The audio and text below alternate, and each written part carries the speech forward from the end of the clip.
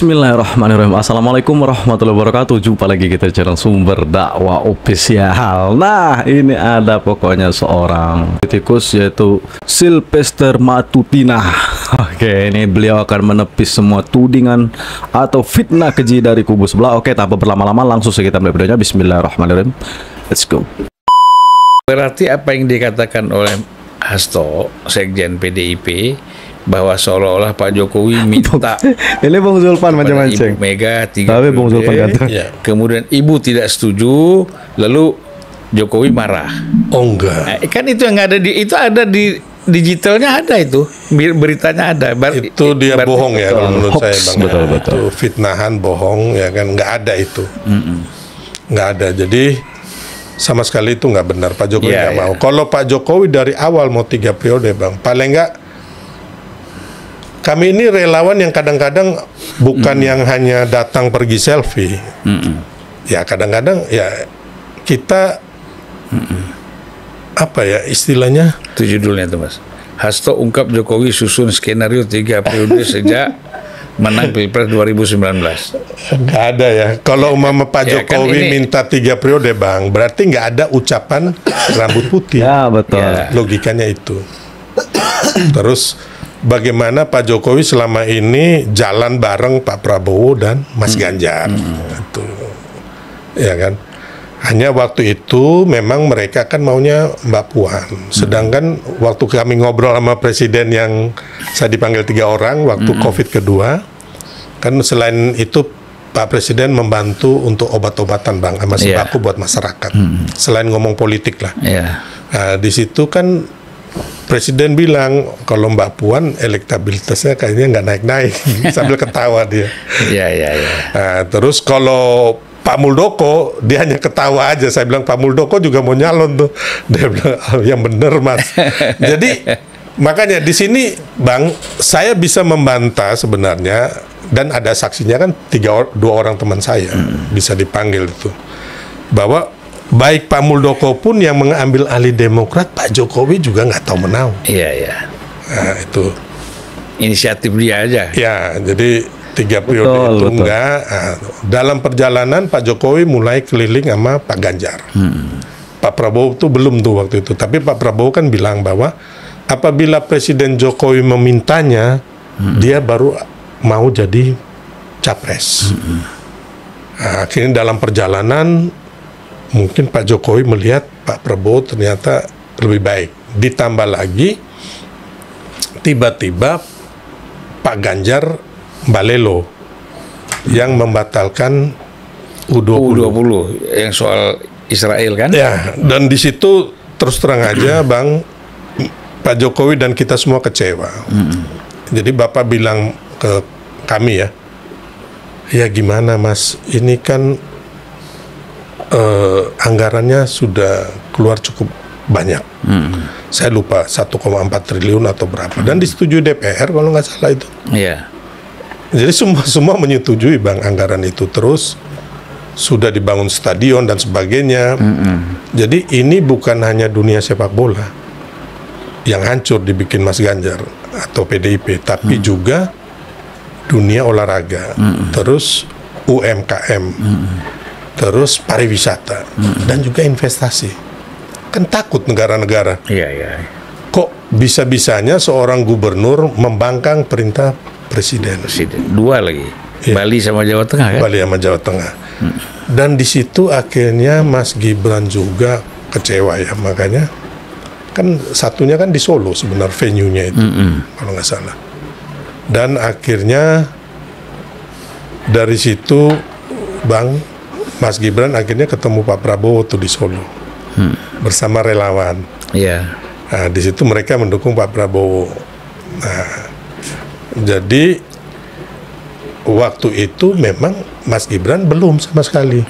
Teman-teman relawan itu ngumpul Mas Gibran itu waktu itu ya untuk calon gubernur Jawa Tengah atau gubernur DKI. Jadi nggak ada. Nah, dalam perjalanan itu juga ada gugatan dari, kalau nggak salah ada 21 orang itu, dari PSI, dari Almas, terus dari ada wali kota mana yang muda-muda itu Bang, mengenai batas usia dari yang di bawah 40 tahun sampai ada yang di bawah 25 tahun dan 21 tahun. Dan mereka sudah mengajukan gugatan itu sejak Februari 2023. Ini Sebelum putusan MK nomor 90 semua, itu. kupas tuntas, Bang. Ya. Yang diputuskan bulan Oktober kalau nggak salah, Bang.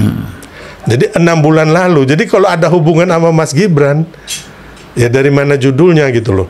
Sedangkan memang mereka yang kayak PSI karena dia anak-anak muda, Almas juga anak muda, terus ada wali kota Bukit Tinggi atau mana itu, Bang, anak muda juga. Ya untuk kepentingannya anak-anak muda inilah. Nggak ada untuk kepentingannya Mas Gibran. Iya. Nah, jadi setelah pembatalan itu akhirnya mulai sering ketemu dengan Pak Prabowo. Tapi sebelumnya ada satu kali pernah, makanya saya bilang kalau Pak Jokowi ini, kalau orang bilang dia yang apa namanya intervensi Ya. untuk pemenangan Prabowo Gibran, menurut saya sih nggak pernah ada. Betul. Tapi kalau dia secara ganteng orang.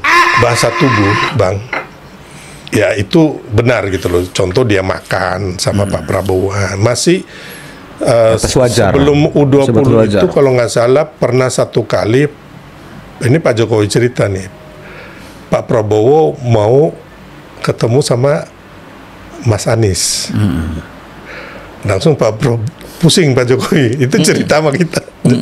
Karena kan ya Pak Jokowi bilang akhirnya saya telepon Pak Prabowo supaya ke Jawa Tengah. Makanya akhirnya Mas Ganjar sama Pak Prabowo itu jalan-jalan di Pematang Sawah sama Pak Jokowi. Jadi memang begitulah yang diatur itu. Makanya saya itu kalau orang bilang Pak Jokowi membuat skenario kecurangan secara TSM, terstruktur, sistematif dan masif, itu saya belum punya bukti. Betul, hoax itu. Hanya Mereka narasi belum bisa omong-omongan. menunjukkan ke saya bukti baik video, ucapan atau apapun.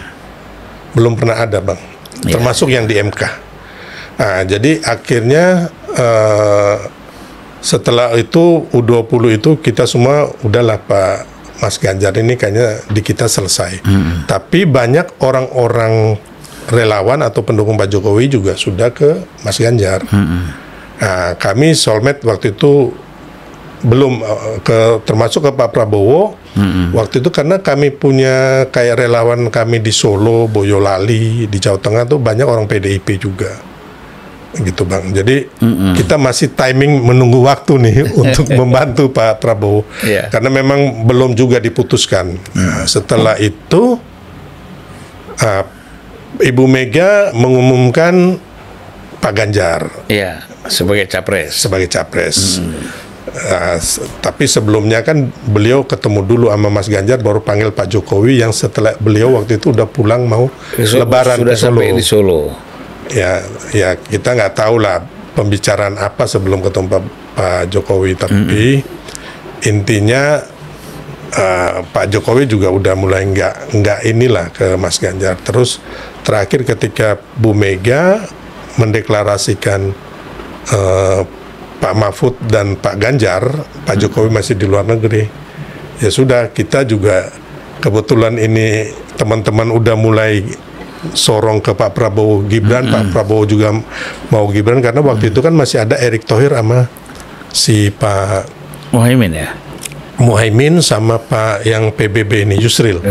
Prof Yusril. Ya, tapi kalau menurut pandangan kita, kalau ini kalah.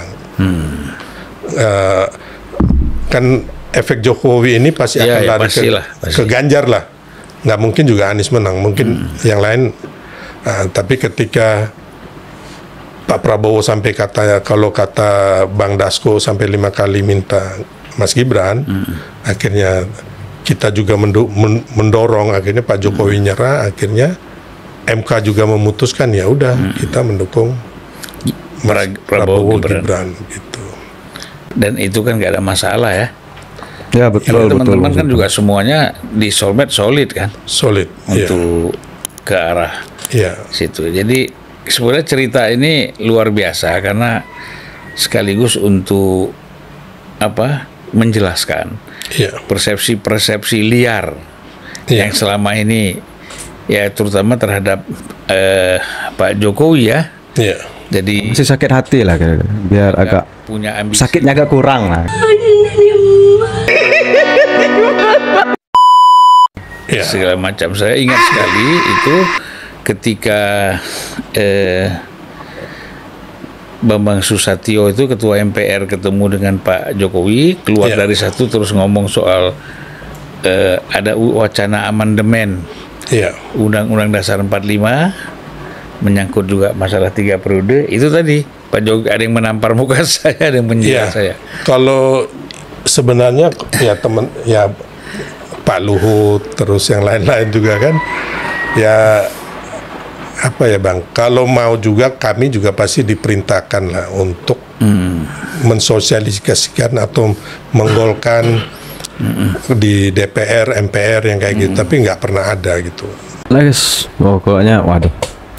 Itu siapa nampung Sylvester kalau tidak salah. Gokil, betul. Saya pendapat dan sangat setuju kepada beliau, dan juga saya setuju dengan Bung Zulpan Lindan. Video ini semoga mengobatilah rasa luka dan rasa sakit hati beluka dan rasa sakit hati, rasa hasad agak kurang.